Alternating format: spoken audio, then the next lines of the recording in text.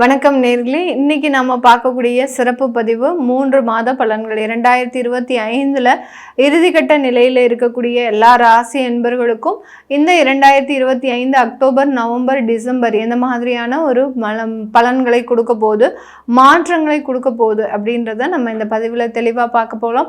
இந்த தனுசு ராசி என்பர்களுக்கு இப்போ நம்ம பார்க்கக்கூடிய பதிவுகள் அப்படின்ட்டு பார்த்தீங்கன்னா, இந்த 3 மாதங்களில் உங்களுடைய ராசி அதிபதி உச்சம் அடைகிறார், அதிசாரம் பெற்று உச்சம் அடையக்கூடிய ஒரு சூழ்நிலை. அடுத்து பார்த்தீங்கன்னா உங்களுடைய ராசிக்கு 10ஆம் இடத்துல சுக்கிரன் நீச்ச நிலை அடைகிறார், 11ஆம் இடத்துல சூரியன் நீச்ச நிலை அடைகிறார்.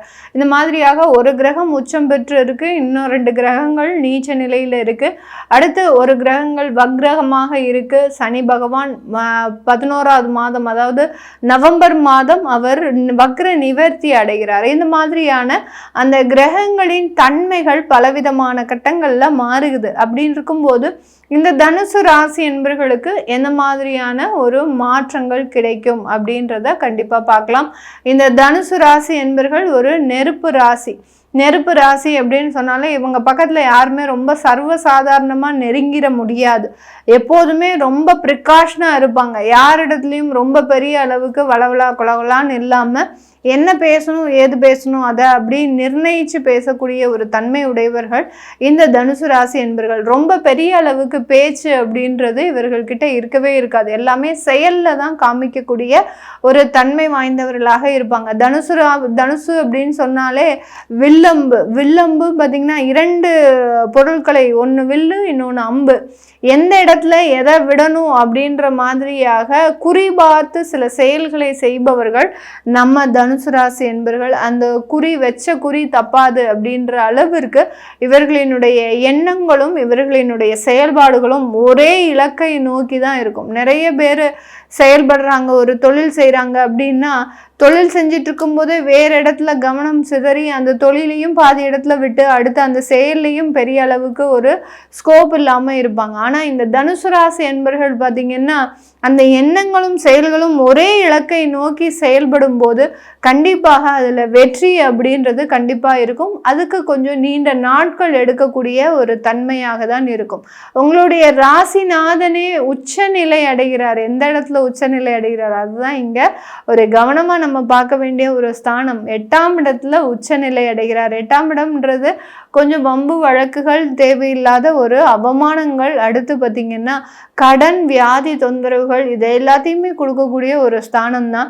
இது ஒரு தற்காலிக சூழ்நிலை தான் இருக்கு. ஏதாவது ஒரு சின்ன சின்ன விஷயங்கள்ல நீங்க போய் தானா மாட்டிக்கொள்ளக்கூடிய ஒரு நேரம். இந்த 3 மாதத்துல ஒரு 50 நாட்கள் பார்த்தீங்கன்னா அது தானாகவே நீங்க ஏதாவது ஒரு சிக்கல்ல போய் மாட்டிக்கக்கூடிய ஒரு தருணமாக இருக்கும். அதுல இருந்துலாம் நீங்க வெளியில வரக்கூடிய ஒரு நேரமாக தான் இருக்கும். அதே சமயம் அந்த குரு பகவானினுடைய பார்வை அப்படின்றது கண்டிப்பாக இந்த தனுசு ராசி என்பர்களுக்கு வேலை செய்யும்.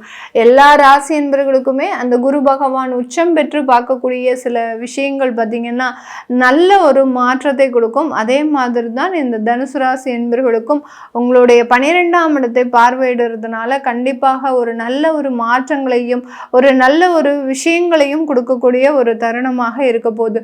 தொழில் சம்பந்தப்பட்ட விஷயத்துல ரொம்ப கேர்ஃபுல்லாக இருக்கணும் இந்த தனுசு ராசி என்பர்கள். ஏன்னா தொழில் ஸ்தானத்துல சுக்கிரன் நீச்சம் அடைகிறதுனால மற்றவர்களின் தலையீடு அப்படின்றது அதிகப்படியாக இருக்கும். யாராவது ஒருத்தர் உள்ள ஒரு குட்டையை குழப்பறதுக்கு உண்டான ஒரு அமைப்புலாம் இருக்கும். ஏன்னா நீங்க எல்லார்கிட்டையுமே ரொம்ப லிமிட்டோட பழகுவீங்க. ஆனா பார்த்தீங்கன்னா மற்றவர்கள் அந்த மாதிரி பழக மாட்டாங்க. ஒரு அன்லிமிட்டடா உங்களுடைய சொந்த பர்சனல் விஷயங்கள் எல்லாம் ஈடுபடுறதுக்கு உண்டான ஒரு அமைப்புகள் இருக்கு. அதனால யாராவது உங்களை மீறி வந்துட்டு இருக்கிறாங்க அப்படின்னா அவர்களை கொஞ்சம் தடுத்து நிறுத்துறது நல்லது. அதுதான் உங்களுக்கு ஒரு நல்ல ஒரு பிரச்சனைகள்ல இருந்து பாதுகாக்கக்கூடிய ஒரு அமைப்பாக இருக்கும். அதனால அதெல்லாம் பற்றி யோசிக்காதீங்க. அந்த தொழில் ஸ்தாபனத்தில் 3வது நபர் தலையீட்டை எப்போதுமே வச்சுக்காதீங்க. அதுவும் இந்த வரக்கூடிய 3 மாதங்களுக்கு வைத்து கொள்ளாதீர்கள். வச்சுக்கிட்டீங்க அப்படின்னா பெரிய அளவுக்கு பிரச்சனைகள் வரும். உங்களுடைய 4ஆம் இடத்துல சனி வக்ர நிவர்த்தி அடைகிறார். அர்த்தாஷ்டம சனி. இந்த தனுசு ராசி அன்பர்களுக்கு இந்த 3 மாதம் கொஞ்சம் நெருக்கடியான ஒரு சவால்கள் நிறைந்த ஒரு மாதமாக தான் இருக்கும். அதையெல்லாம் ரொம்ப ஈஸியாக சமாளிச்சிருவீங்க, கவலைப்பட வேண்டாம். ஏன்னா உங்களுடைய தசாபுத்திகள் இப்போ மோசமான ஒரு சூழ்நிலைகளிலிருந்து வெளிவந்தாச்சு.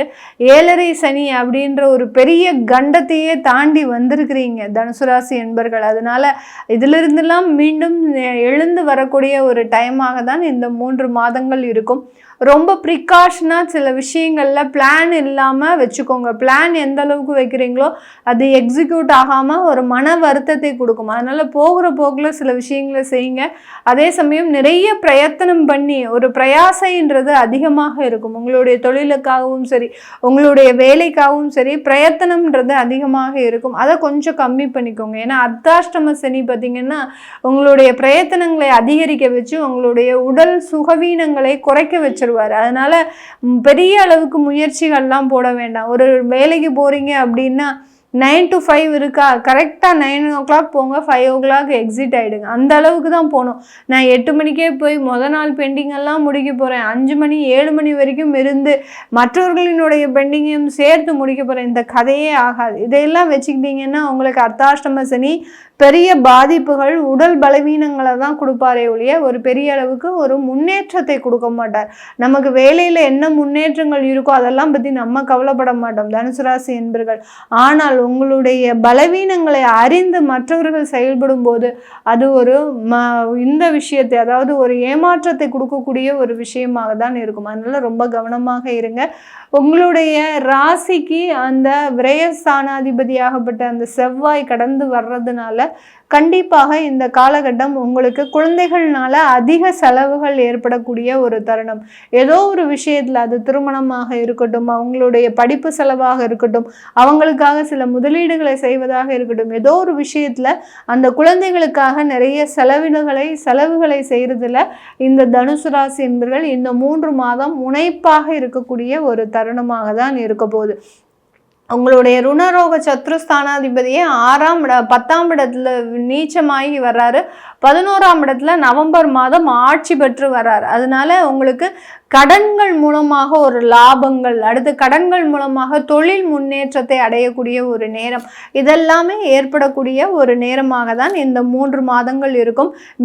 வெளிநாட்டில் இருக்கிறவங்களுக்கு உங்களுக்கு வேலை போகக்கூடிய அபாயங்கள் ரொம்ப கம்மியாயிடும். அப்படியே நீங்கள் பெரிய அளவுக்கு பயந்து இருப்பீங்க, எப்போ நம்மளுக்கு வேலை போகுமே தெரியல அப்படின்ற மாதிரியாக ஒரு பயந்த சூழ்நிலையிலேயே இருப்பீங்க. இந்த சனி வக்ர நிவர்த்தி அடைஞ்சோடனே அந்த வேலையில் இருக்கக்கூடிய பாதிப்புகள் எல்லாமே இந்த தனுசு ராசி என்பர்களுக்கு முழுமையாக குறையக்கூடிய ஒரு தருணமாக இருக்கும். 8ஆம் இடத்துல குரு உச்சமாக இருக்கிறதுனால மறைமுக வருமானங்கள்லாம் கண்டிப்பாக இருக்கும் தனுசு ராசி என்பர்களுக்கு.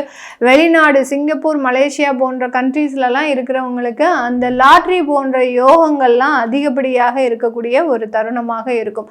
இது எல்லாமே நம்ம கோச்சார நிலவரப்படி பலன்களை கணிச்சு சொல்லியிருக்கிறோம். உங்களுடைய சுய ஜாதக பலன்கள், தசாபுத்தி பலன்களை தெரிஞ்சுக்கணும் விருப்பப்படுறவங்க கீழே இருக்கிற நம்பருக்கு வாட்ஸ்அப்பில் நீங்கள் அப்பாயின்மெண்ட் வாங்கிக்கிட்டு கன்சல்ட் பண்ணிக்கலாம். உங்களுடைய குழந்தைகளுக்கு ஜாதகம் எழுதணும், நியூமராலஜி படி பேர் வைக்கணும்னு நினைக்கிறவங்களும் கீழே இருக்கிற நம்பருக்கு வாட்ஸ்அப்பில் மெசேஜ் அனுப்புங்க. உங்களுக்கு உண்டான பதில்கள் தெரிய வரும். உங்களிடமிருந்து விடைபெறுவது உங்கள் ஆஸ்ட்ரோ பூர்ணா. நன்றி, வணக்கம்.